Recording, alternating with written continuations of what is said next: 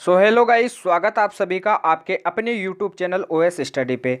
OS study YouTube channel की तरफ से आपके एसएससी जीडी हो या फिर आपके एसएससी एमटीएस, इन सभी एग्जाम की काफ़ी इंपॉर्टेंट बेहतरीन तैयारी कराई जाती है। तो आपको क्या करना है, वीडियो को एंड तक देखना है, वीडियो को बीच में छोड़कर नहीं जाना है, क्योंकि इसमें ऐसे मोस्ट इंपॉर्टेंट कॉन्सेप्ट वाले क्वेश्चन है जो आपकी एग्जाम में ज़्यादातर रिवाइज होते ही रहते हैं। तो आपको क्या करना है, वीडियो को एंड तक देखना है। आपकी वीडियो जो ये आपकी जो वीडियो है आज की, ये आपका जो लेक्चर है, इसमें ऐसे मोस्ट इंपोर्टेंट क्वेश्चन है जो आपकी एग्जाम में ज़्यादातर पूछे गए क्वेश्चन है, ऑथेंटिक क्वेश्चन है। तो आपको क्या करना है, वीडियो को लाइक करना है, वीडियो को शेयर करना है, क्योंकि वीडियो बनाने में काफ़ी मेहनत होती है, ये आपको भी पता है। आपको चैनल सब्सक्राइब करना है, बेल आइकन को प्रेस करना है, डिस्क्रिप्शन में टेलीग्राम चैनल का लिंक दिया हुआ है, उसे भी ज्वाइन करना है। तो अपन बिना टाइम वेस्ट के चलो आज की जो क्लास का जो फर्स्ट क्वेश्चन है इस पे देख चलते हैं। आज की क्लास का फर्स्ट क्वेश्चन देखिए, आपको इंपोर्टेंट क्वेश्चन दे रखा है। टोकन सांकेतिक मुद्रा चलाने का श्रेय किसे दिया जाता है।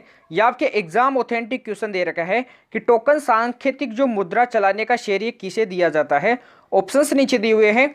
अलाउद्दीन खिलजी, ये आपका ए ऑप्शन दे रखा है। कुतुबुद्दीन ऐबक, मोहम्मद बिन तुगलक या फिर इल्तुतमिश। तो बताइए कि जो इसका जो राइट आंसर होगा वो क्या होगा। सबसे पहले मैं आपको आंसर बता देता हूं, इसका जो श्रेय जाता है वो किसको जाता है, मोहम्मद बिन तुगलक को जाता है। किन्हें जाता है, मोहम्मद बिन तुगलक को। नोट कीजिए इसे। अब अपन बात करते हैं एक एक ऑप्शंस के बारे में। सबसे पहले अलाउद्दीन खिलजी के बारे में बात करते हैं। तो अलाउद्दीन खिलजी ने क्या किया था, सबसे पहले मैं बता देता हूं, आपका नीचे क्वेश्चन दिया हुआ है। बाजार नियंत्रण प्रणाली चलाने का जो श्रेय किसे दिया जाता है, ये बताइए। ये भी आपका एक प्रकार का लल्लन टॉप क्वेश्चन है, इसे भी नोट कीजिए।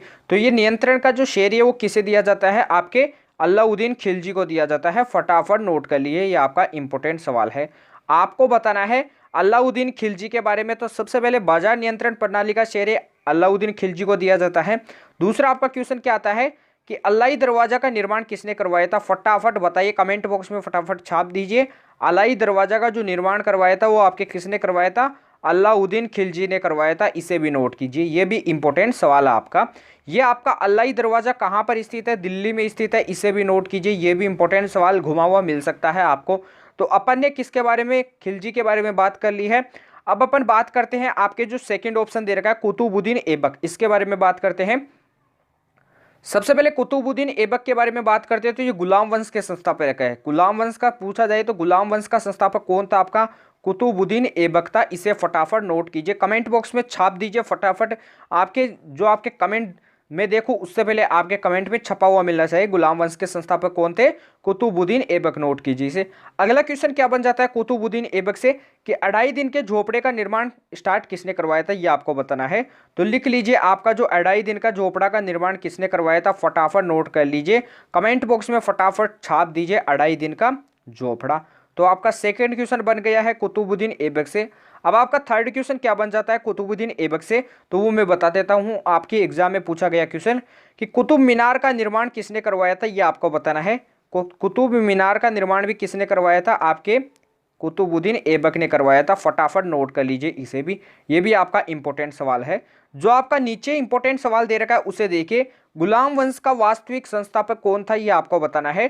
तो मैं आपको बता देता हूं, गुलाम वंश का जो वास्तविक जो संस्थापक था वो कौन था, इल्तुतमिश था। कौन था, इल्तुतमिश। फटाफट नोट कर लीजिए, ये भी आपका इंपॉर्टेंट सवाल है, नोट कर लीजिए इसे। अगला क्वेश्चन देखिए, इल्तुतमिश ने कौन सी एक महत्वपूर्ण व्यवस्था स्टार्ट की थी, ये आपको बताना है। तो जो व्यवस्था थी वो आपकी कौन सी थी, ये आपको बताना है। ये भी आपका इंपॉर्टेंट सवाल है, कमेंट बॉक्स में छाप दीजिए। इसका जो राइट आंसर है वो क्या है, ये फटाफट देख लीजिए। आपकी इक्ता व्यवस्था कौन सी थी, आपकी इक्ता व्यवस्था। फटाफट इसे भी देख लीजिए। तो अपन ने तीनों ऑप्शंस के बारे में अपन ने डिटेल से बात की है। आपके इल्तुतमिश के बारे में भी बात किया। सबसे पहले मैं बता देता हूँ, आपका जो इल्तुतमिश है ये आपके कुतुबुद्दीन ऐबक के बाद में गुलाम वंश के शासक थे। फटाफट इसे भी नोट कीजिए, यानी गुलाम वंश का जो शासक कौन थे, कुतुबुद्दीन ऐबक के बाद में आपके इल्तुतमिश थे, इसे नोट कीजिए। अगले क्वेश्चन पे चलते हैं। बिलीबिलीज कहाँ पर उष्णकटिबंधीय चक्रवातों को कहा जाता है, यानी आपके जो चक्रवात होते हैं इन्हें, इनका जो एक नाम है बिलीबिलीज, ये आपके किस स्थान पर कहा जाता है, ये बताना है। यूएसए अमेरिका में कहा जाता है, ऑस्ट्रेलिया में कहा जाता है, दक्षिण अफ्रीका में कहा जाता है, वेनेजुएला में कहा जाता है। तो बताइए कि जो इसका जो राइट आंसर होगा वो क्या होगा। तो बताइए इसका राइट आंसर क्या होगा। सबसे पहले आपको टाइप करना है। तो सबसे पहले मैं बता देता हूँ बिली विलेज किस स्थान पर कहा जाता है। तो नोट कीजिए कहाँ पर कहा जाता है, ऑस्ट्रेलिया में कहा जाता है। फटाफट नोट कीजिए। सबसे पहले आपको बताना है जो चक्रवात होते हैं, क्या होते हैं जो चक्रवात, इनका जो मध्य का जो केंद्र होता है वहां पर जो इनका जो दाब होता है वायुदाब वो क्या होता है ये आपको बताना है। फटाफट चौप इसको छाप दीजिए। जो यहाँ पर जो इसके केंद्र पर जो दाब होता है वो क्या होता है, निम्न वायुदाब होता है। क्या होता है, निम्न वायुदाब होता है। इसे भी नोट कीजिए। अब आपका क्वेश्चन क्या बन जाता है कि आपके अमेरिका में जो चक्रवात है इन्हें किस नाम से जाना जाता है। तो ये नोट कीजिए, आपके हरिकेन जाना जाता है, हरिकेन के नाम से जाना जाता है। आपका क्या आ जाता है क्वेश्चन, ऑस्ट्रेलिया में जो घास के मैदान होते हैं उनको क्या कहा जाता है। तो उनको कहा जाता है डाउन्स। इसे भी नोट कर लीजिए। क्वेश्चन आ जाता है कि दक्षिण अफ्रीका में क्या कहा जाता है, ये भी बताइए। तो दक्षिण अफ्रीका में क्या कहा जाता है, वेल्ड्स कहा जाता है। क्या कहा जाता है, वेल्ड्स कहा जाता है। फटाफट नोट कर लीजिए। आपके वेनेजुएला में क्या कहा जाता है ये भी बताइए। तो इसे नोट कीजिए आपके अगली स्क्रीन पे। वेनेजुएला में क्या कहा जाता है, लानोज कहा जाता है। क्या कहा जाता है, लानोज। इसे भी नोट कर लीजिए, इंपॉर्टेंट सवाल है। अगला देखिए। तो राइट आंसर आपको पता चल गया है कि कहाँ पर कहा जाता है, बिली विलेज ऑस्ट्रेलिया में कहा जाता है। तो right answer B option note कीजिए। अगले क्वेश्चन पे चलते हैं। अगला क्वेश्चन देखिए। तो थर्ड नंबर का क्वेश्चन दे रखा है, ये भी इंपॉर्टेंट सवाल है जो आपकी एग्जाम में काफ़ी बार पूछा जाता है। ये 100% गारंटी के साथ एक सवाल आपकी एग्जाम में जरूर पूछा जाता है। तो वैसा ही आपको क्वेश्चन दे रखा है। उससे पहले आपको क्या करना है, वीडियो को लाइक करना है, वीडियो को शेयर करना है। अभी तक जिन बच्चों ने चैनल को सब्सक्राइब नहीं किया है तो प्लीज़ चैनल को सब्सक्राइब कर लीजिए, बेल आइकन को प्रेस कर लीजिए। डिस्क्रिप्शन में टेलीग्राम चैनल का लिंक दिया हुआ है, उसे भी ज्वाइन कीजिए। उसे ज्वाइन करना नहीं बोलना है क्योंकि वहाँ पे आपको काफ़ी मोस्ट इंपोर्टेंट क्वेश्चंस मिलते हैं। जो भी आपके एग्जाम ऑथेंटिक क्वेश्चन होते हैं, ओरिएंटेड जो भी क्वेश्चन होते हैं, यानी जो एग्जाम में पूछे गए क्वेश्चन होते हैं, उनकी पीडीएफ भी आपको मिलती है। और जो क्लास की जो पीडीएफ होती है वो भी आपको क्वेश्चंस के आंसर सहित मिल जाती है, जहां से आपका रिवीजन आसानी से हो जाता है। तो आपको टाइम वेस्ट नहीं करना है, आपको टेलीग्राम चैनल को जरूर से ज्वाइन करना है। डिस्क्रिप्शन में आपको लिंक दिया हुआ है, तुरंत ज्वाइन कीजिए। अगला क्वेश्चन देखिए। मतदान की आयु 20 वर्ष से 18 वर्ष किस संविधान संशोधन द्वारा हुई है आपको बताना है। आपका ए ऑप्शन क्या दे रखा है, 89वां संविधान संशोधन। फटाफट नोट कीजिए इसे। आपका बी ऑप्शन दे रखा है 91वां संविधान संशोधन। आपका सी ऑप्शन दे रखा है 86वां संविधान संशोधन। और आपका डी दे रखा है 61वां संविधान संशोधन। फटाफट नोट कीजिए। आपको इनमें से बताना है कि कौन से संविधान संशोधन के अनुसार मतदान की आयु 21 वर्ष से 18 वर्ष किस संविधान संशोधन द्वारा की गई है। तो बताइए फटाफट। सबसे पहले अपन बात करते हैं एक एक ऑप्शंस के बारे में। तो आपकी जो ये इसका जो राइट आंसर है वो क्या है, डी ऑप्शन। क्योंकि आपका जो 61वां जो संविधान संशोधन है इसी के अनुसार मतदान की आयु क्या की गई है, 21 वर्ष से 18 वर्ष की गई है। फटाफट नोट कीजिए। क्वेश्चन क्या आता है कि आपके जो 89वां जो संविधान संशोधन है इसमें क्या आता है। तो 89वें संविधान संशोधन के अनुसार राष्ट्रीय अनुसूचित जनजाति जो आपकी क्या है, राष्ट्रीय जो अनुसूचित जो जनजाति आयोग है, राष्ट्रीय अनुसूचित आपका जनजाति जो आयोग है। फटाफट नोट कीजिए। जो भी मैं आपको बता रहा हूं जनजाति आयोग इसके द्वारा बना था। किसके द्वारा बना था, जो राष्ट्रीय अनुसूचित जो जनजाति आयोग है वो आपके 89वें संविधान संशोधन के द्वारा बना था। फटाफट नोट कीजिए। आपका क्वेश्चन की ओर आपकी क्वेश्चन एक और बन जाता है कि 89वें संविधान संशोधन द्वारा कौन सा नया अनुच्छेद आया था ये आपको बताना है। तो 89वें संविधान संशोधन के अनुसार आपके जो आर्टिकल आया था नया वो कौन सा आया था, 338 ए आया था। इसे भी नोट कीजिए। आपका आर्टिकल कौन सा था, आर्टिकल 338 ए था। फटाफट नोट कीजिए। क्वेश्चन क्या आ जाता है कि जो 91वां जो संविधान संशोधन है इसके अनुसार क्या होता है। इसके अनुसार मंत्रियों की संख्या इसके द्वारा निर्धारित की जाती है। तो फटाफट नोट कीजिए। मंत्रियों की संख्या का निर्धारण किसके द्वारा किया जाता है, 91वें संविधान संशोधन के द्वारा किया जाता है। और भारत में जो मंत्रियों की संख्या का जो परसेंट है वो कितना है ये भी बताइए। तो 15% है। फटाफट नोट कीजिए। आपको बताना है अगला ऑप्शन आपको दे रखा है कि 86वां संविधान संशोधन में क्या आता है। तो जहां पर भी आपका एजुकेशन आ जाता है, जहां पर भी शिक्षा संबंधी कोई बात आ जाती है तो वहां पर आपका 86वां संविधान संशोधन आता है। इसे आपको नोट करना है। एजुकेशन की बात आने पर जहां भी एजुकेशन की बात आ जाती है तो वहां पे आर्टिकल 2 आते हैं। आपका 21 ए आता है सबसे पहले, जिसमें निःशुल्क शिक्षा की बात की जाती है।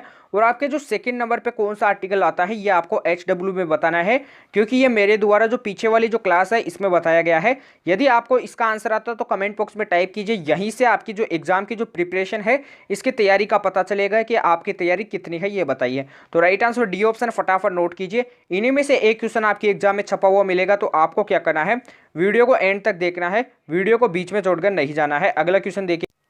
तो अगला क्वेश्चन देखिए क्या दे रखा है, अगले क्वेश्चन पे चलते हैं। 4 नंबर का क्वेश्चन, संयुक्त राष्ट्र संघ में कुल कितने अंग है, ये आपको बताना है कि संयुक्त राष्ट्र संघ में कुल कितने अंग है।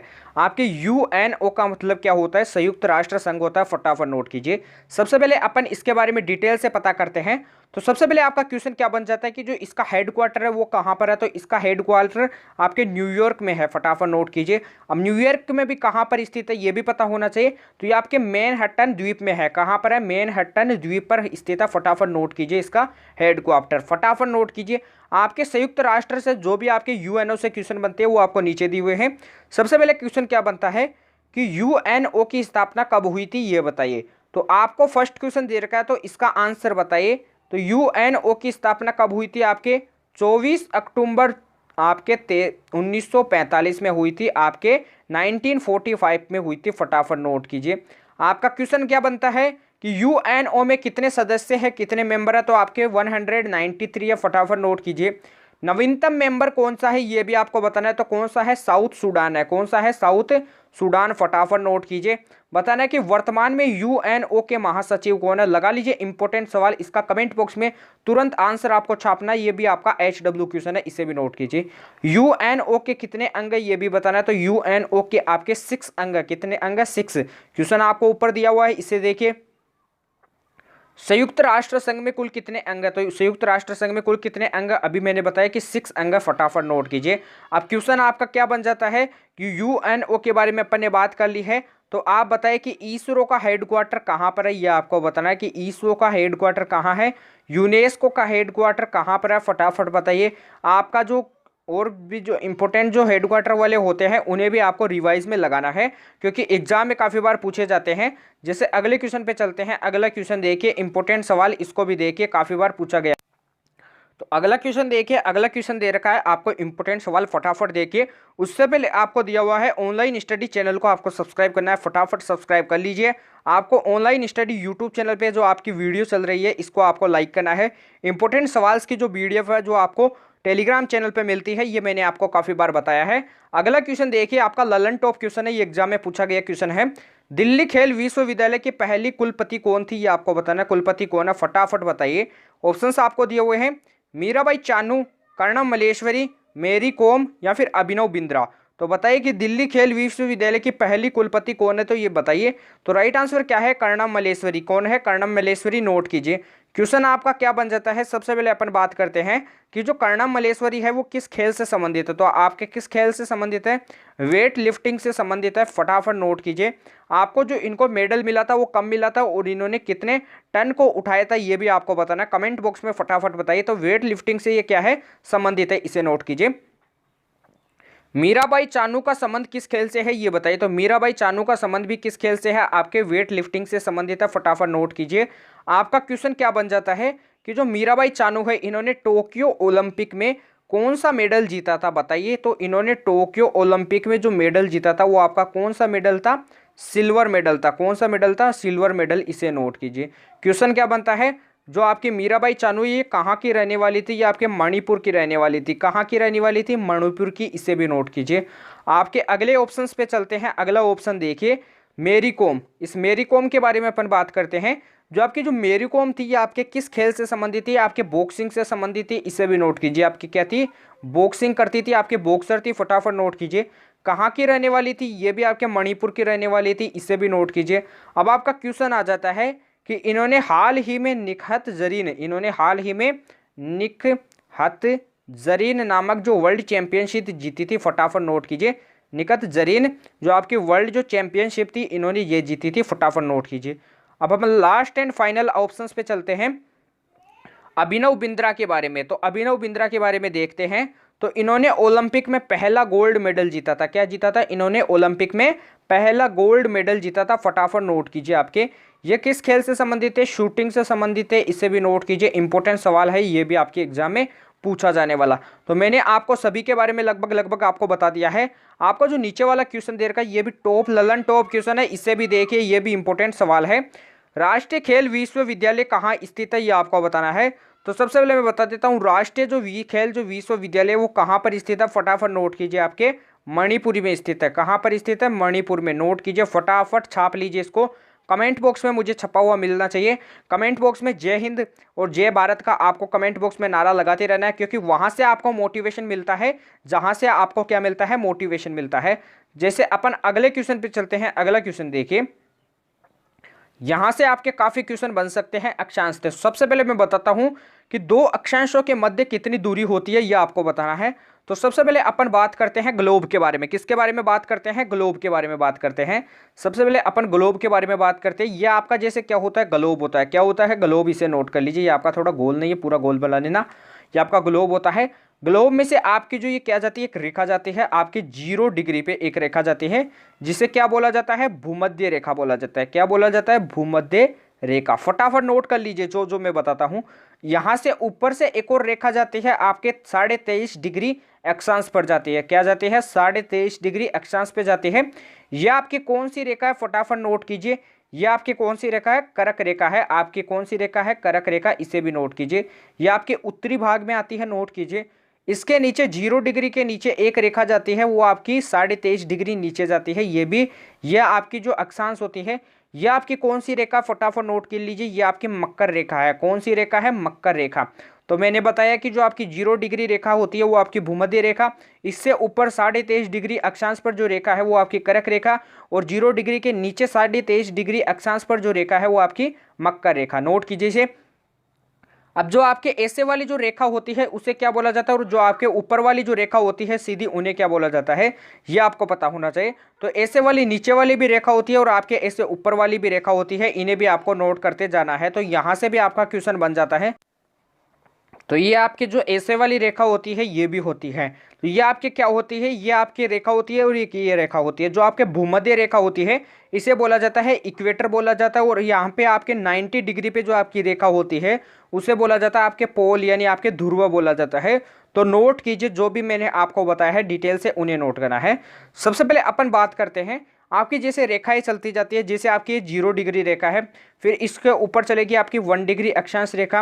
तो इनके जो मध्य की जो दूरी होती है वो क्या होती है, आपकी 111 किलोमीटर होती है। नोट कीजिए। इसी प्रकार 1 डिग्री के बाद में आपके 2 डिग्री रेखा चलेगी। तो 1 डिग्री और 2 डिग्री के मध्य जो आपकी जो दूरी होगी वो क्या होगी, 112 किलोमीटर होगी। यानी आपके कैसे भी आपके जो अक्षांश होंगे उनके बीच में जो दूरी होगी वो समान होगी। आप, मेरे कहने का मतलब है कि दो अक्षांशों के जो मध्य की जो दूरी होती है वो हमेशा क्या रहती है, समान रहती है। और वो दूरी कितनी होती है, आपकी 111 किलोमीटर होती है। इसे नोट करिए। जैसे आपके 1 डिग्री और 0 डिग्री के मध्य सेम होती है, 1 डिग्री 2 डिग्री के मध्य सेम होती है, 2 डिग्री 3 डिग्री के मध्य सेम होती है। ऐसे आपके 111 रहती है। नोट कीजिए इसको। तो मैंने आपको बताया कि दूरी क्या होती है, दो अक्षांशों के मध्य की दूरी हमेशा समान रहती है। और मैंने दूरी आपको कितनी बताई है, 111 किलोमीटर। तो इसका right answer B option. Note कीजिए इसे। अगला क्वेश्चन देखिए, ग्लोब पर कितने अक्षांश होते हैं ये आपको बताना है। यह आपका इंपोर्टेंट क्वेश्चन है। सबसे पहले बताइए कि ग्लोब में सबसे बड़ा अक्षांश कौन सा है। फटाफट बताइए कि जो ग्लोब में जो सबसे बड़ा जो अक्षांश है वो कौन सा है। फटाफट बताइए। यहाँ पे भी आपको अक्षांश लिखा हुआ है क्वेश्चन में, तो यहाँ पे भी इसको अक्षांश लिख लीजिए। सबसे बड़ा जो अक्षांश है वो आपका कौन सा है, भूमध्य रेखा। इसे नोट कर लीजिए। यह आपका इंपॉर्टेंट सवाल है जो आपकी एग्जाम में पूछा गया है। अगले पे बात करते हैं, आपका 0 डिग्री से 90 डिग्री तक जाने में अक्षांश रेखा की लंबाई क्या होती है। यानी आपका ये ग्लोब होता है। ग्लोब में यहाँ पे आपका 0 डिग्री होता है, यहाँ पे 90 होता है। जैसे यहाँ पे ऐसे होगा, फिर ऐसे जाएगा, फिर ऐसे जाएगा। ये देखिए रेखा की जो साइज देखिए वो बिल्कुल छोटी छोटी होती जा रही है। तो यदि 0 डिग्री से 90 डिग्री अक्षांश पे यदि अपन जाते हैं तो देखिए 0 डिग्री से 90 डिग्री अक्षांश पे जाने पर जो अक्षांश रेखा की जो लंबाई है वो देखिए क्या होती जाती है, बिल्कुल इसमें कमी आती जाती है। देखिए पहले इतनी बड़ी थी, फिर थोड़ी छोटी, फिर इससे छोटी, फिर इससे छोटी, ऐसे ये घटती जाती है। तो 0 डिग्री से 90 डिग्री की तरफ जाने पर अक्षांश रेखा की जो लंबाई है वो क्या होती जाती है, लगातार कम होती जाती है। आपको नोट करना है। आपका जो अगला क्वेश्चन है उसको बताना है कि कितनी देशांतर रेखाएं है ये बताइए। तो कितनी देशांतर रेखाएं है ये आपको बताना कि ग्लोब में कुल कितनी देशांतर रेखाएं है, फटाफट बताइए। तो ये आपको इंपॉर्टेंट सवाल बताना है। ग्लोब में कुल कितनी देशांतर रेखाएं है। सबसे पहले ये ग्लोब होता है। ये ग्लोब के इधर यहाँ पर देखिए आपका पार्ट होता है, ये आपके 90 डिग्री पर। इधर आपके 90 होती है, जैसे आप देख सकते हो आपके 0 डिग्री होती है रेखा, 0 डिग्री के इधर 90 होती है और इधर आपके 90 होती है। तो 90 और 90 आपका कितना हो जाता है, 80 हो जाता है। इसी प्रकार देख लीजिए आपकी जो ये रेखा होती है, इसके इस तरफ 90 और इसके इस तरफ 90, यानी टोटल देख लीजिए आपके इस तरफ आपके 180 होती है और आपके इस तरफ 180 होती है। तो 180 और आपका 180 कितना हो जाएगा, आपके 360। तो आपके जो कुल देशांतर रेखाएं होती है ग्लोब में वो कितनी होती है, तो ये नोट कर लीजिए। कुल जो देशांतर जो रेखा होती है वो कितनी होती है, आपके 360 होती है। नोट कर लीजिए, इंपॉर्टेंट सवाल है। अगला क्वेश्चन देखिए, ग्लोब पर कितने अक्षांश है ये आपको बताना है। तो ग्लोब पर कितने अक्षांश है आपको ऑप्शंस में दे देता हूं। आपके 180 अक्षांश है, आपका बी ऑप्शन दे रखा है 181 अक्षांश है, सी ऑप्शन दे रखा है 90 और आपका डी ऑप्शन दे रखा है 179। तो बताइए कि ग्लोब पर कितने अक्षांश है। सबसे पहले आपका ये ग्लोब दे रखा है, ग्लोब में आपकी 0 डिग्री अक्षांश रेखा है और यहाँ पे आपका ऊपर देखिए, ऊपर भी आपका 90 होता है और नीचे भी आपका 90 डिग्री होता है। अब मैं आपको बताता हूँ, जैसे ग्लोब पर अक्षांश की बात करते हैं तो सबसे पहले देखिए ऊपर आपके 90 डिग्री यानी आपके 90 क्या है, अक्षांश है, और नीचे भी आपके कितने अक्षांश है, 90 अक्षांश है। इसे भी देखिए। इसी प्रकार आपके अपन ने एक 0 डिग्री वाले अक्षांश को नहीं लिया तो इसे भी लेंगे, तो ये आपका 0 डिग्री वाला अक्षांश। तो 90 और 90 आपके कितने हो जाएंगे, 180 अक्षांश। और आपका एक अक्षांश कौन सा दे रखा है, 0 डिग्री। ये आपका 0 वैल्यू नहीं है, आपको एक अक्षांश काउंट करना होता है। तो 0 डिग्री एक अक्षांश है, तो इसको लिख देंगे अपन 1। तो 180 और आपका 1 कितना हो जाएगा, 181। तो यहाँ से ग्लोब पर कितने अक्षांश होते हैं, आपके 181 होते हैं। नोट कीजिए। तो राइट आंसर बी ऑप्शन, फटाफट देख लीजिए। अगले क्वेश्चन पे चलते हैं। ग्लोब पर कितनी अक्षांश रेखाएं हैं ये आपको बताना है। तो ग्लोब पर कितनी अक्षांश रेखाएं हैं, आपको ऑप्शन वो ही लिखने हैं। आपका 180 है, आपका बी ऑप्शन लिख लीजिए 181 है, आपका सी ऑप्शन लिख लीजिए आपके लिख लीजिए आपको 190 लिखना है, और आपका डी ऑप्शन क्या लिखना है, आपको 179 लिखना है। तो बताइए कि ग्लोब पर कितनी अक्षांश रेखा है, यह आपको बताना है। सबसे पहले अपन बात करते हैं, ये आपका क्या है, ग्लोब है। क्या है, ग्लोब। ग्लोब पे यहाँ पे 0 डिग्री अक्षांश रेखा होती है, यहाँ से अक्षांश रेखाएं बिल्कुल ऐसे चलती जाती है, ऐसे नीचे भी चलती जाती है और इनकी लंबाई कम होती जाती है। यहाँ पे आपका इक्वेटर होता है और यहाँ पे ऊपरी बिंदु पे आपका क्या होता है, पोल होता है, और नीचे वाले बिंदु पे भी आपका क्या होता है, पोल होता है। पोल पे कोई भी अक्षांश रेखा नहीं होती है, ये भी आपको पता होना चाहिए। तो यहाँ से अपन बात करते हैं। तो सबसे पहले जो अक्षांश रेखा हो जाएगी वो आपकी क्या हो जाएगी, टोटल इसमें अक्षांश जो टोटल इसमें अक्षांश हो जाएंगे वो क्या हो जाएंगे, 181। तो अक्षांश तो 181 होंगे, लेकिन अक्षांश रेखा पूछी जाती है। पीछे वाले क्वेश्चन में अपन ने अक्षांश के बारे में देखा, तो अक्षांश तो अपन ने 181 निकाला, लेकिन अक्षांश रेखा के बारे में बात करेंगे तो आपके जो पोल है ये दोनों अक्षांश रेखा में नहीं आते हैं। तो 181 में से अपने को 2 माइनस करना होगा, क्योंकि जो पोल है वो अक्षांश रेखा में नहीं आते हैं, ये आपके अक्षांश तो होते हैं। तो यहाँ पे लिख लीजिए आपका जो पोल है वो अक्षांश तो होता है, लेकिन आपका अक्षांश रेखा नहीं होता है। तो इसी के कारण जो पोल आपको जो दो दे रखे हैं, इनको 181 में से माइनस करना होगा और आपका आंसर आ जाएगा 179। तो ग्लोब पर कितनी अक्षांश रेखाएं होती है, आपकी 179 होती है। मैंने आपको बता दिया है डिटेल से। अक्षांश में से 2 माइनस करना होता है यदि अक्षांश रेखा पूछी जाती है, तो मैंने आपको बताया है। अगले क्वेश्चन पे चलते हैं। वो कौन सा महाद्वीप है जो कर्क रेखा, भूमध्य रेखा एवं मकर रेखा तीनों से होकर गुजरता है, ये आपको बताना है। ये आपकी 3 रेखाएं होती है, उसमें से आपका ऐसा कौन सा महाद्वीप है जो तीनों रेखाओं से होकर गुजरता है, ये आपको बताना है। तो वो आपका कौन सा महाद्वीप है, इसे नोट कर लीजिए। आपका अफ्रीका महाद्वीप है। कौन सा महाद्वीप है, अफ्रीका महाद्वीप है। फटाफट नोट कर लीजिए, इंपॉर्टेंट सवाल है, पूछा गया सवाल, नोट कीजिए। अगला देखिए, कौन सी नदी मकर रेखा को 2 बार काटती है, ये आपको बताना है कि जो कौन सी नदी है जो मकर रेखा है इसको 2 बार काटती है। ये आपकी मकर रेखा है, इसको 2 बार कौन सी नदी काटती है, तो लिख लीजिए आपकी लिम्पोचे नदी काटती है। कौन सी नदी काटती है, इसे लिख लीजिए। आपकी कौन सी नदी है, लिम्पोपे। कौन सी है, लिम्पोपे नदी है। फटाफट नोट कर लीजिए, ये भी आपका इंपॉर्टेंट सवाल है। टेलीग्राम चैनल पे आपको इन पीडीएफ की आंसर सहित आपको मिल जाएगी सेव पीडीएफ, जहां से आप रिवीजन आसानी से कर सकते हैं। आपकी रिवीजन की आसानी से हो जाता है, एग्जाम के लिए क्वेश्चन भी आपके तैयार हो जाते हैं। तो आपको वीडियो को लाइक करना है, वीडियो को शेयर करना है। अभी तक जिन बच्चों ने चैनल को सब्सक्राइब नहीं किया तो प्लीज़ चैनल को सब्सक्राइब कर लीजिए, बेल आइकन को प्रेस कर लीजिए। डिस्क्रिप्शन में मैंने बताया है कि टेलीग्राम चैनल का लिंक दिया हुआ है, उसे भी आपको ज्वाइन करना है। अगला क्वेश्चन देखिए, कौन सी नदी भूमध्य रेखा को 2 बार काटती है, तो भूमध्य रेखा को 2 बार कौन सी नदी काटती है, कांगो नदी। इसे भी नोट कर लीजिए। आपकी कौन सी नदी है, वो आपकी कांगो नदी कर्क रेखा को 2 बार काटने वाली नदी कौन सी है, वो भी नोट कर लीजिए, आपकी माही नदी है। कौन सी नदी है, माही नदी। फटाफट देखिए अगले क्वेश्चन पे चलते हैं। निम्न में से कहाँ मीथेन पाई जाती है, ये आपको बताना है कि कहाँ मीथेन नहीं पाई जाती है। सॉरी मैंने ऑप्शंस यहाँ पे रोंग लिख दिए हैं। तो आपको सबसे पहले ऑप्शन को क्या लिखना है, एलपीजी लिखना है। सेकंड ऑप्शन को क्या लिखना है, सीएनजी लिखना है। और आपके थर्ड ऑप्शन को क्या लिखना है, बायोगैस लिखना है। नोट कीजिए, फटाफट नोट कर लीजिए, जो भी आपको मैं ऑप्शंस बताता हूँ बायोगैस कर लीजिए। और आपका फोर्थ ऑप्शन क्या लिख लीजिए, आपके मंगल ग्रह लिख लीजिए। क्या लिख लीजिए, मंगल ग्रह लिख लीजिए। तो सबसे पहले आपको ऑप्शंस लिखना है एलपीजी, सीएनजी, बायोगैस और आपका मंगल ग्रह। सीएनजी की फुल फॉर्म क्या होती है ये आपको बताना है, कंप्रेस्ड नेचुरल गैस, यानी आपकी संपीड़ित प्राकृतिक गैस। फटाफट नोट कीजिए।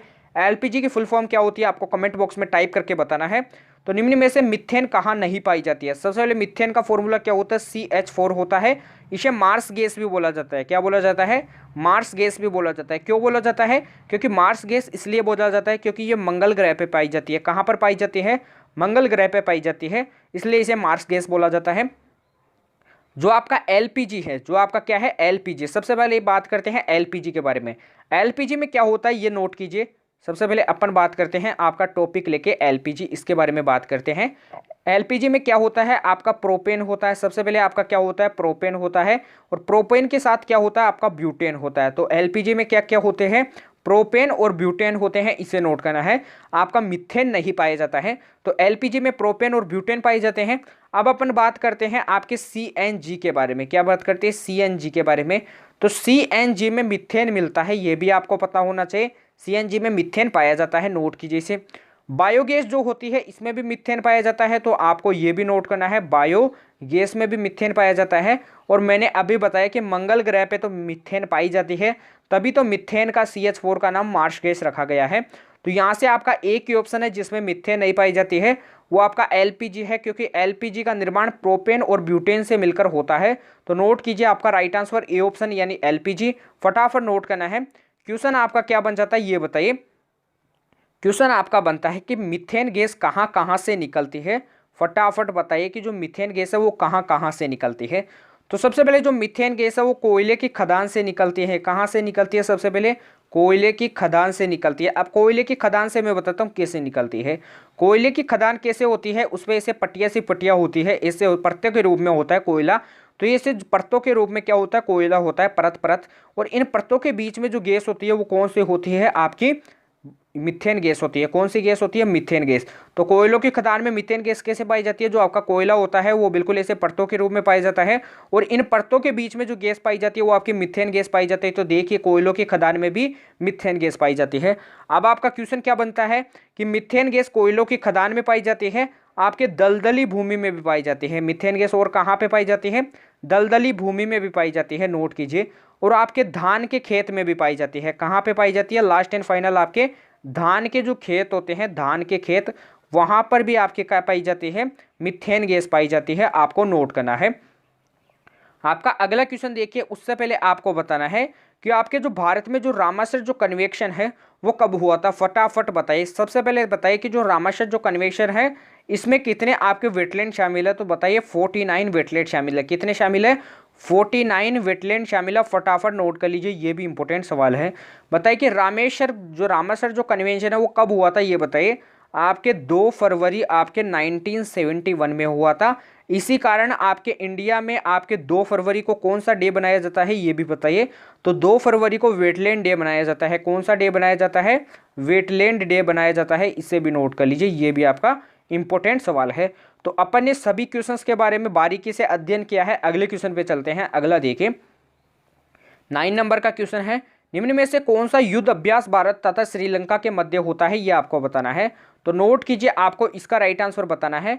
ऑप्शंस दिए हुए हैं, बोसोंग, बोगोसांग, आपको दे रखा बोंगोसाग, मित्र शक्ति, या फिर आपको दे रखा सूर्य किरण, या फिर मालाबार। तो बताइए कि कौन सा है। तो सबसे पहले लिख लीजिए, इसका राइट आंसर क्या है, मित्र शक्ति। कैसे, बोंगोसांग वो आपके इंडिया व किसके मध्य होता है, नोट कीजिए, आपके इंडिया व बांग्लादेश के मध्य होता है। फटाफट नोट कर लीजिए, जो भी मैं आपको बताता हूँ नोट करना है। मित्र शक्ति आपके इंडिया व श्रीलंका के मध्य होता है। फटाफट नोट कीजिए, इंडिया व श्रीलंका के मध्य। और आपका क्वेश्चन भी यही पूछा गया था, भारत व श्रीलंका के मध्य।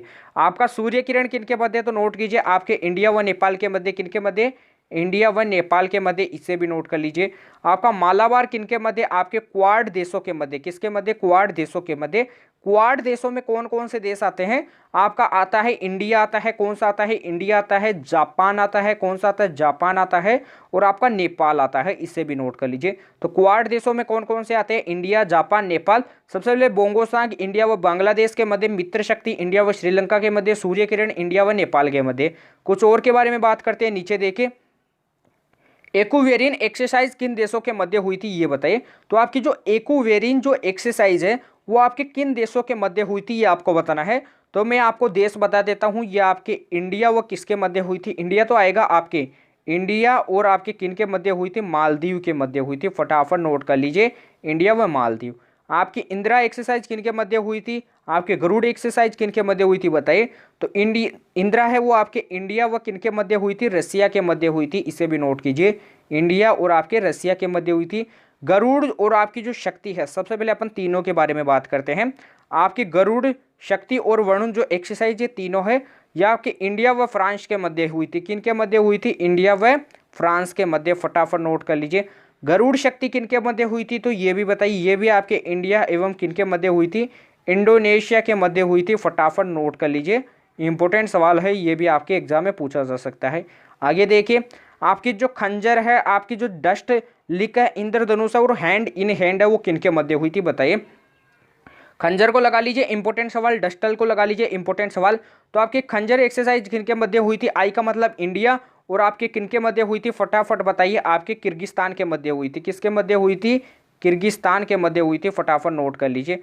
बताइए कि डस्टली किन के मध्य हुई थी, इंडिया, और आपके किन के मध्य हुई थी, उज्बेकिस्तान के मध्य हुई थी। किन के मध्य हुई थी, उज्बेकिस्तान के मध्य हुई थी। फटाफट नोट कर लीजिए, ये भी आपका इंपॉर्टेंट सवाल है। अगला देखिए, इंद्रधनुष जो आपकी एक्सरसाइज है वो किन के मध्य हुई थी, आपके इंडिया और किन के मध्य हुई थी, इसे नोट कर लीजिए, इंग्लैंड के मध्य हुई थी। इंडिया व इंग्लैंड के मध्य हुई थी, एक्सरसाइज नोट कीजिए। आपकी हैंड इन हैंड किन के मध्य हुई थी, आपके नोट कीजिए, किन के मध्य हुई थी, इंडिया व किन के मध्य हुई थी, चाइना के मध्य हुई थी। फटाफट नोट कीजिए। लास्ट एंड फाइनल आपके पास और आ जाते हैं, जैसे एग्जाम में पूछे जाने वाले क्वेश्चन। आपके नोम डीन एलिफेंटा किन के मध्य हुई थी, आपके इंडिया व मंगोलिया के मध्य हुई थी।